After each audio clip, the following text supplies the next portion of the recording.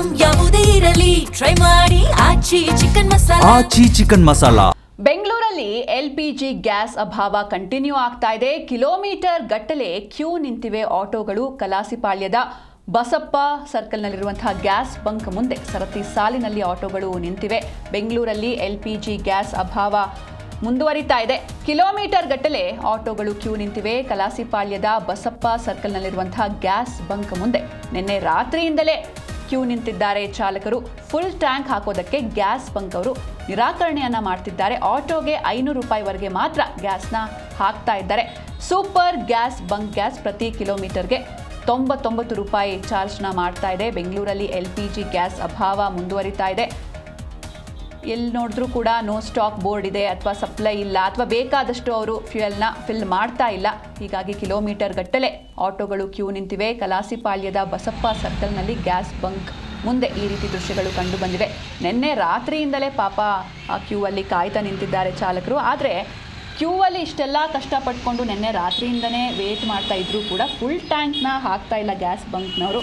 ಹೀಗಾಗಿ ಕೇವಲ 500 ರೂಪಾಯಿಗೆ ಮಾತ್ರ ಗ್ಯಾಸ್ ವಿತರಣೆಯನ್ನು ಮಾಡ್ತಾ ಇದ್ದಾರೆ. ಸೂಪರ್ ಗ್ಯಾಸ್ ಬಂಕ್ ಗ್ಯಾಸ್ ಪ್ರತಿ ಕಿಲೋಮೀಟರ್ಗೆ 99 ರೂಪಾಯಿ ಚಾರ್ಜ್ ಮಾಡ್ತಾ ಇದ್ದಾರೆ. ಹೀಗಾಗಿ ಆಟೋ ಚಾಲಕರ ಜೀವನ ನಿಜಕ್ಕೂ ಪರದಾಡುವಂತಹ ಸ್ಥಿತಿಯನ್ನು ತಲುಪಿದೆ. ಏಕೆಂದರೆ ಡೈಲಿ ಬೆಳಗ್ಗೆ ಅವರ ರೂಟೀನೇ ಆ ರೀತಿ ಇರ್ತಾ ಇತ್ತು. ಡೈಲಿ ಬೆಳಗ್ಗೆ ಬಂದು ಗ್ಯಾಸ್ನ ಫಿಲ್ ಮಾಡಿಕೊಂಡು ತದನಂತರದಲ್ಲಿ ಇಡೀ ದಿನ ಬಾಡಿಗೆ ಹೊಡೆದು ಬಂದಂಥ ದುಡ್ಡಲ್ಲಿ ಇಡೀ ಜೀವನವನ್ನು ಅಥವಾ ಸಂಸಾರವನ್ನು ನಿರ್ವಹಣೆ ಮಾಡ್ಕೊಂಡು ಹೋಗ್ತಾ ಇದ್ರು. ಆದರೆ ಇವಾಗ ಅವರ ರೋಟೀನೇ ಚೇಂಜ್ ಆಗಿದೆ. ಡೈಲಿ ಬಾಡಿಗೆ ಹೊಡಿಬೇಕಾಗಿರೋರು ಹಗಲು ರಾತ್ರಿ ಅನ್ನದೇ ಗ್ಯಾಸ್ ಬಂಕ್ ಮುಂದೆ ಗ್ಯಾಸ್ಗಾಗಿ ಕಾಯ್ಕೊಂಡು ಕೂರುವಂಥ ಪರಿಸ್ಥಿತಿ ನಿರ್ಮಾಣವಾಗಿದೆ. ಅಷ್ಟೆಲ್ಲ ಟೈಮ್ ಕೊಟ್ಟು ಕಾದರೂ ಕೂಡ ಅವರಿಗೆ ಬೇಕಾದಷ್ಟು ಗ್ಯಾಸ್ ಫಿಲ್ ಕೂಡ ಮಾಡ್ತಾ ಇಲ್ಲ ಗ್ಯಾಸ್ ಬಂಕ್ನವರು. ಫುಲ್ ಟ್ಯಾಂಕ್ ಹಾಕಿ ಅಂದರೆ ಇಷ್ಟೆಲ್ಲ ಕಾದಿದ್ದೀವಿ, ಸೊ ಫುಲ್ ಟ್ಯಾಂಕ್ ಮಾಡಿಸ್ಕೊಂಡು ಹೋಗೋಣ ಅಂತ ಅವ್ರು ಇರ್ತಾರೆ.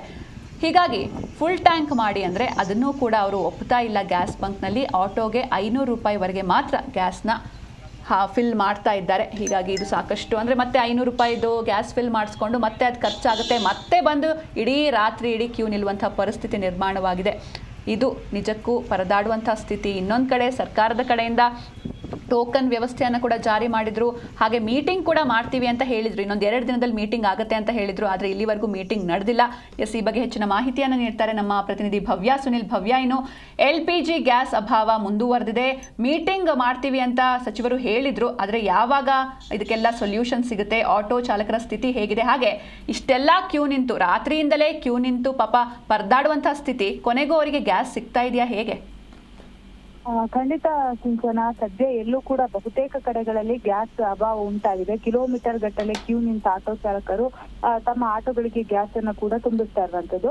ಪ್ರಮುಖವಾಗಿ ನಗರದ ಕಲಾಸಿಪಾಳ್ಯ ಬಸಪ್ಪ ಸರ್ಕಲ್ ನಲ್ಲಿ ನಿನ್ನೆ ರಾತ್ರಿಯಿಂದ ಕೂಡ ಕ್ಯೂ ಅನ್ನು ನಿಲ್ಲಿಸಿರುವಂತದ್ದು. ಅಂದ್ರೆ ಫುಲ್ ಟ್ಯಾಂಕ್ ಹಾಕಲು ನಿರಾಕರಣೆ ಮಾಡ್ತಾ ಇದ್ದಾರೆ. ಆಟೋಗೆ 500 ರೂಪಾಯಿವರೆಗೆ ಮಾತ್ರ ಗ್ಯಾಸ್ ವಿತರಣೆ ಮಾಡ್ತಾ ಇರುವಂತದ್ದು. Super gas bunk LPG gas ಪ್ರತಿ ಕಿಲೋಮೀಟರ್ಗೆ ಅಂದ್ರೆ 99 ರೂಪಾಯಿಯನ್ನ ಕೂಡ ತೆಗೆದುಕೊಳ್ತಾ ಇರುವಂತದ್ದು. ಪ್ರಮುಖವಾಗಿ ಸಿಲಿಕಾನ್ ಸಿಟಿ ಮಾತ್ರವಲ್ಲದೆ ಬಹುತೇಕ ಕಡೆಗಳಲ್ಲಿ ಅಂದ್ರೆ ಜಿಲ್ಲೆಗಳಲ್ಲಿ ಕೂಡ ಇದೇ ರೀತಿಯಾದಂತಹ ಪ್ರಾಬ್ಲಮ್ ಈಗಾಗಲೇ ಸೃಷ್ಟಿ ಆಗ್ತಿದೆ. ಕಳೆದ 1 ವಾರದಿಂದ ಇದೇ ರೀತಿಯಾದಂತಹ ಪ್ರಾಬ್ಲಮ್ಸ್ ನ ಆಟೋ ಚಾಲಕರು ಫೇಸ್ ಮಾಡ್ತಾ ಇದ್ದಾರೆ. ಆದ್ರೆ ಇನ್ನು ಕೂಡ ಆಹಾರ ಸಚಿವ ಮುನಿಯಪ್ಪ ನೇತೃತ್ವದಲ್ಲಿ ಒಂದು ಸಭೆಯನ್ನು ನಡೆಯಬೇಕಿತ್ತು. ಆದ್ರೆ 2 ದಿವಸಗಳ ಕಾಲ ನಡೆಯುತ್ತೆ ಅಂತ ಹೇಳ್ತಾ ಇದ್ದಾರೆ. ಆದ್ರೆ ಇನ್ನೂ ಕೂಡ ನಡೀತಾ ಇಲ್ಲ. ಪ್ರಮುಖವಾಗಿ ಬಸವೇಶ್ವರ ನಗರ ಆಗಿರ್ಬೋದು, ರಾಜಾಜಿನಗರ ಆಗಿರ್ಬೋದು, JP ನಗರ ಆಗಿರ್ಬೋದು, ನಂದಿ ಲೇಔಟ್ ಏರಿಯಾಗಳಲ್ಲಿ ಇರುವ ಗ್ಯಾಸ್ ಬಂಕ್ಗಳ ಮುಂದೆ ಇದೇ ಪರಿಸ್ಥಿತಿ ಆಗಿದೆ. ಬಹುತೇಕ ಸುಮಾರು 20ಕ್ಕೂ ಹೆಚ್ಚು ಗ್ಯಾಸ್ ಬಂಕ್ಗಳನ್ನ ಕ್ಲೋಸ್ ಮಾಡಿರುವಂತದ್ದು. ಸೊ 3-4 ಗಂಟೆ ಕಾಯುವ ಪರಿಸ್ಥಿತಿ ನಿರ್ಮಾಣವಾದ್ರೂ ಕೂಡ ಸಿಗುತ್ತೆ ಅನ್ನೋ ನಂಬಿಕೆಯಲ್ಲಿ ಇಡೀ ದಿನ ಆಟೋ ಚಾಲಕರು ಬಂಕ್ನ ಎದುರುಗಡೆನೆ ಕಳೀತಾ ಇದ್ದಾರೆ ದಿನನ. ಯಾಕಂದ್ರೆ ಒಂದು ವೇಳೆ ಒಂಚೂರು 500 ರೂಪಾಯಿ ಅಷ್ಟು ಆಟೋ ಗ್ಯಾಸ್ ಸಿಕ್ಕರೆ ಅದನ್ನ ಇಟ್ಟುಕೊಂಡು ಪ್ರಯಾಣಿಕರನ್ನ ತೆಗೆದುಕೊಂಡು ಹೋದಾಗ ಅವ್ರಿಗೆ ಸಿಗ್ಬೇಕಾದ ಹಣ ಸಿಗಬಹುದು ಅನ್ನೋ ನಂಬಿಕೆಯಲ್ಲಿ ಆಟೋ ಚಾಲಕರು ಇರುವಂತದ್ದು. ಕೆಲ ಬಂಕ್ಗಳಲ್ಲಿ 500 ರೂಪಾಯಿ ಗ್ಯಾಸ್ ನಿಗದಿ ಮಾಡಿದೆ. ಇನ್ನು ಕೆಲ ಬಂಕ್ಗಳಲ್ಲಿ 700 ರೂಪಾಯಿ ಗ್ಯಾಸ್ ನಿಗದಿ ಮಾಡಿದ್ದಾರೆ. ನಿಗದಿತ ಗ್ಯಾಸ್ ನಿಂದ ದಿನವಿಡೀ ಆಟೋ ನಡೆಸುವುದು ಹೇಗೆ ಎಂಬ ಪ್ರಶ್ನೆ ಕೂಡ ಸದ್ಯ ಆಟೋ ಚಾಲಕರಲ್ಲಿ ಮೂಡ್ತಾ ಇರುವಂತದ್ದು. ಯಾಕಂದ್ರೆ ಚುನಾವಣೆ ಸಂದರ್ಭದಲ್ಲಿ ಆಟೋಗಳನ್ನ ಪ್ರಚಾರಕ್ಕಾಗಿ ಉಪಯೋಗ ಮಾಡ್ತಾರೆ. ಆದ್ರೆ ಆಟೋ ಚಾಲಕರಿಗೆ ಸಮಸ್ಯೆ ಉಂಟಾದಾಗ ಯಾರು ಕೂಡ ಧ್ವನಿ ಎತ್ತುತ್ತಿಲ್ಲ ಅಂತ ಈಗಾಗಲೇ ಆಟೋ ಚಾಲಕರು ಜಿ ಕನ್ನಡ ಜೊತೆ ಕೂಡ ಬಹುತೇಕವಾಗಿ ಆಕ್ರೋಶ ವ್ಯಕ್ತಪಡಿಸ್ತಾ ಇದ್ದಾರೆ. ಸದ್ಯ ಮುಂದೆ ಬೆಂಗಳೂರು ನಗರದಲ್ಲಿ ಆಟೋ ಅನ್ನೋದು ಬಹುತೇಕ ಜನರಿಗೆ ಬೇಕಾಗಿರುವಂತಹ ವಿಚಾರ ಅಂತ ಹೇಳ್ಬಹುದು. ಸಿಲಿಕಾನ್ ಸಿಟಿಯಲ್ಲಿ ಸದ್ಯ ಆಟೋಗಳ ಸಂಖ್ಯೆ ಕೂಡ ದಿನೇ ದಿನೇ ಕಡಿಮೆ ಆಗ್ತಾ ಇದೆ. ಯಾಕಂದ್ರೆ ಅಲ್ಲಲ್ಲಿ ಪಾಪ ಆಟೋಗಳನ್ನ ನಿಲ್ಲಿಸುವಂತಹ ದೃಶ್ಯಗಳು ಕೂಡ ಕಂಡು ಬರ್ತಾ ಇರುವಂತದ್ದು. ಪ್ರಮುಖವಾಗಿ ನಾವು KC ಜನರಲ್ ಹಾಸ್ಪಿಟಲ್ ಫ್ಲೈಓವರ್ ಕೆಳಗಡೆ ನೋಡಬಹುದು, ಸರತಿ ಸಾಲಿನಲ್ಲಿ ಆಟೋಗಳನ್ನ ನಿಲ್ಲಿಸಿದ್ದಾರೆ. ಸಿಂಚನ. ಓಕೆ, ಥ್ಯಾಂಕ್ ಯು ಭವ್ಯ ಸುನಿಲ್ ನಿಮ್ಮೆಲ್ಲ ಡೀಟೇಲ್ಸ್ಗಾಗಿ.